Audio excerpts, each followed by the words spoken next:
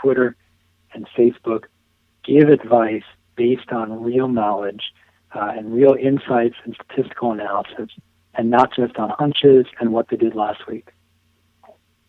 Man, that's what I've been doing wrong. I've been listening to my gut way too much, going with hunches here, man. That's the problem. Hey, let's look at this. You got it with Anton. I was going to say you got it with Anton Smith. Yeah, but I never played him the right weeks. I didn't. I picked him up. Then I let you tell me you didn't play him. So I dumped him, and then you tweeted me and said, good job. And I said, well, it would have been a better job if you didn't tell me to dump him, and I listened to you. So then I picked him back up, left him on the bench for 2 weeks while he scored 800 points. Then I finally decided to start him, and he scored 2 points, man. I said, come on. Nothing ever since. What is going on? Yeah, that's what happens when you play with your gut. That's exactly what happens. And that is the most frustrating. I know anybody listening that plays fantasy football knows that feeling of just playing. You got the right guys, but you play the wrong combinations the wrong weeks. And at the end of the season, you're going, every week that I played this guy, he stunk. And when I put him on the bench, he's just like a silly thing that slipped my mind in a different league, not the Sports Fix league. I went last week, and I needed another tight end because I had a bye week coming up. So I grabbed Antonio. It's a real shallow league. So Antonio Gates was available. He had just blown up the week before. So I'm like, hey, man, there's a perfect fill-in right there. And I thought I put him in the start. Yeah. And so after the game last week, I was like, yeah, good call by me. Let's go check the score of that game. He's sitting on my bench because I forgot to put him in the starting lineup. And so him and his 25 points are sitting there. I'm like, man, bad job from me. What was I talking about? How did I not put him in there to start? I signed him. I picked the right guy. And anyways, those things will get you. Let's look at the right guys for this week here as we start to look at week 9 and look at the quarterbacks. Let's start there. Ben Roethlisberger, huge week last week. This is one of those guys like to play the hot hand, playing last week. To me, you're playing the Ravens defense, and I'm not a big fan of that matchup, even though you've got Jimmy Smith, who's not going to be playing this week for the Ravens. Right. But I could see a lot of people saying, yeah, Big Ben, man, he threw all them yards and touchdowns last week. I don't think he follows it up this week against Baltimore. What do you think? I think he's still good for 2 to 3 touchdowns, which is going to make him a top 10 quarterback. Look, what he did last week was those are career numbers. Most quarterbacks, probably 99% of quarterbacks out there never get 6 TDs, never get 5 TDs, frankly, and never get 500 yards. It's rarefied air. So people have to temper expectations. But it's a major interdivision battle, and I love that Pittsburgh's at home and then it's Sunday night. These teams hate each other probably more than any two teams in modern NFL do. I think that the rivalry is that steep. You got the Steelers winning a couple Super Bowls, the Ravens winning a Super Bowl all in the last 8 or so years. These teams know that if one beats the other, one of them's getting into the playoffs. That's just the way it works. So I think Roethlisberger is good for about 24 or so fantasy points. Martavis Bryant is really a difference maker, in my opinion. Antonio Brown is a top receiver, probably the best receiver in the league outside of Calvin Johnson.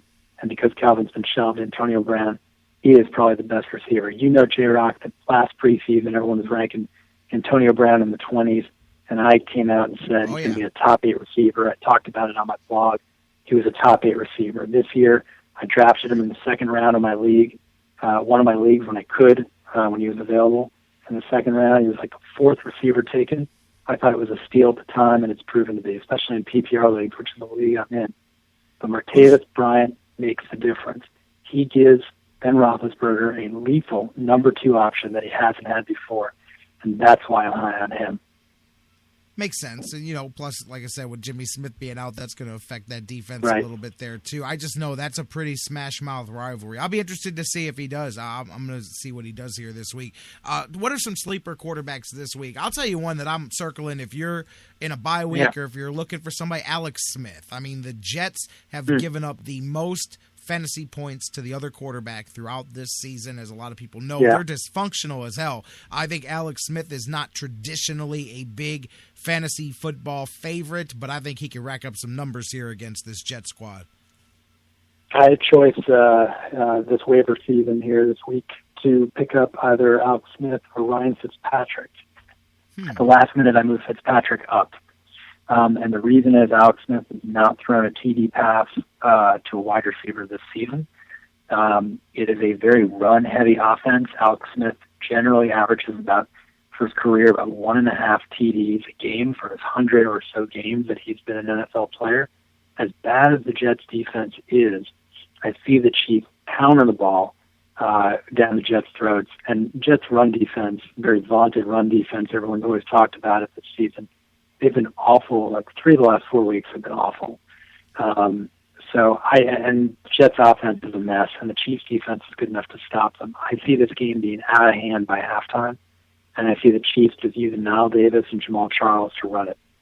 So I'd be concerned about Alex Smith. I'd rather have a quarterback like Fitzpatrick in this case, where it's going to be a very competitive game. I think the Texans are with Jadeveon Clowney healthy, a little bit retooled on defense.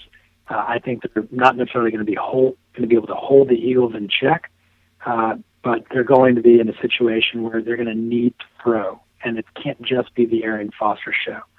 So I see that game going into the high 20s, and I see Fitzpatrick getting 2 to 3 TDs. He's a guy I'm targeting as a more reliable option this week than Alex Smith. Makes a lot of sense. You know, there's another guy I've got circled to stay away. My son has him, so I keep an eye on Phillip Rivers. I don't know about the matchup with that Miami defense there, too. That one could be a tough one. But you're into the bye season, so sometimes, guys are going to have limited choice. You know what I saw, too, looking at my research this week? I didn't even realize it. In the fantasy world, there's the Browns' defense against quarterbacks has been strong. There's not been a quarterback yet to break 20 fantasy points against the Browns, and they've played Roethlisberger twice.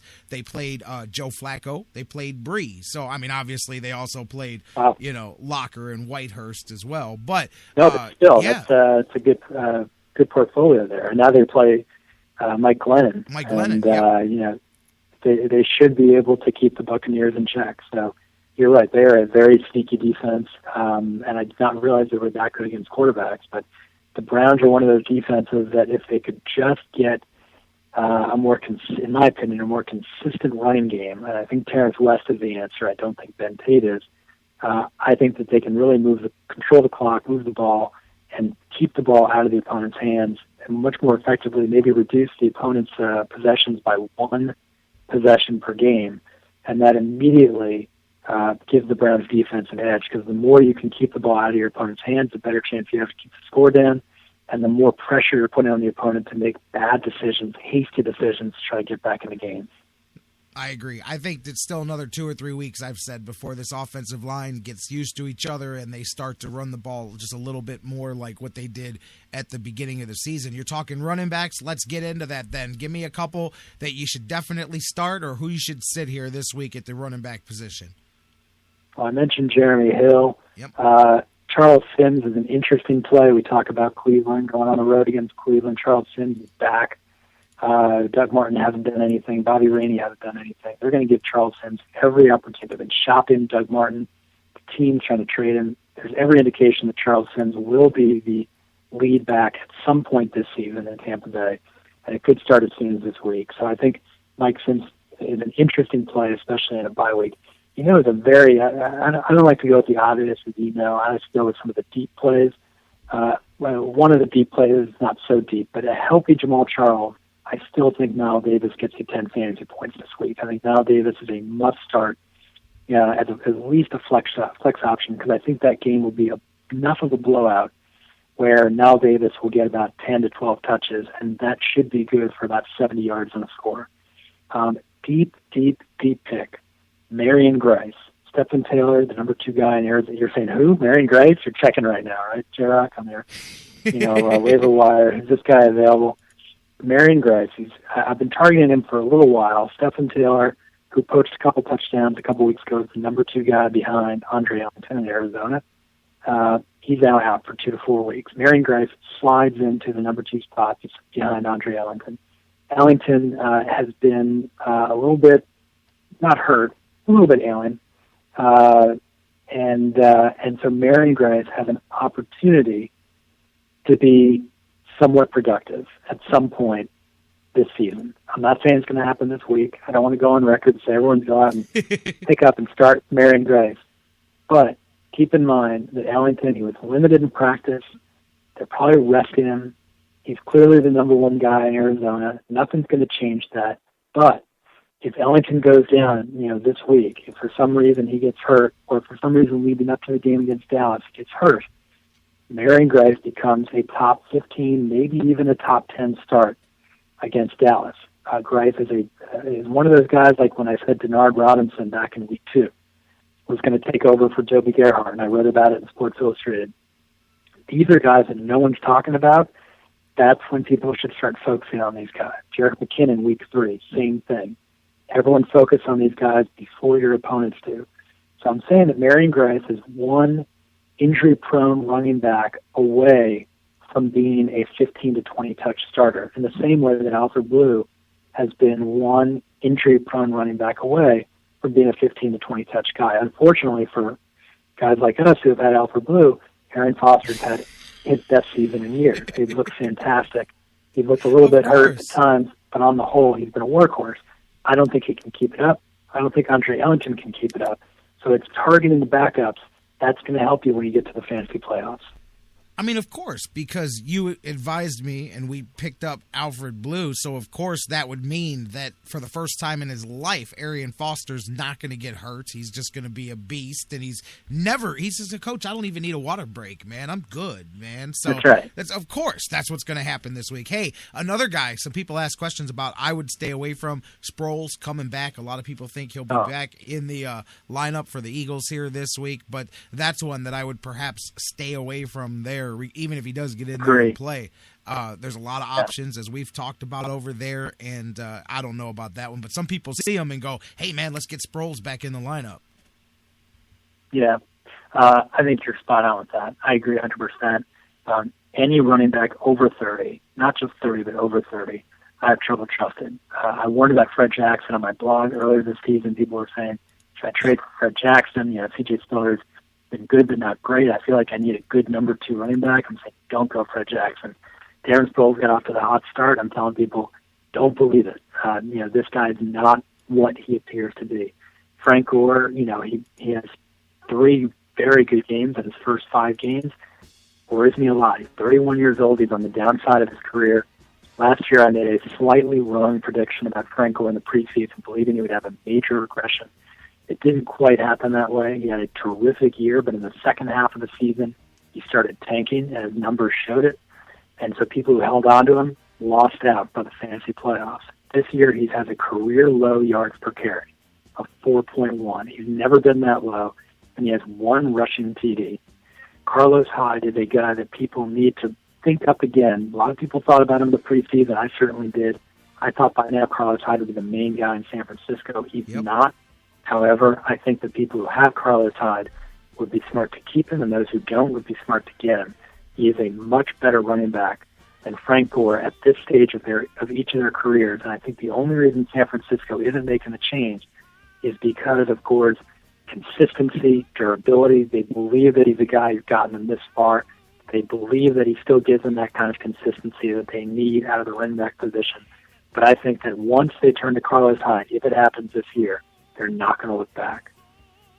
Of course, that's got to be true because I cut Carlos Hyde a couple weeks ago. So, of course, that's going to be true, man. I mean, it's just the way it's going. When you have one of those years, you just have one of those years, man. That's all you can do. Let's look at the other skill positions, wide receivers, tight ends. Yeah. Brandon LaFell, that's a guy you've been running away from here, advising people against. Came up big last week, of course, even with Gronk doing his thing. This week, Denver, are you expecting a shootout? Are you expecting some more opportunity for LaFell, or the opposite? Do you think we got a lower scoring game here? No, I admit it. I have not been able to read LaFell. I've got him very wrong, and your listeners know this by now. I'll admit it when I get stuff wrong. I was very wrong about Justin Forsett.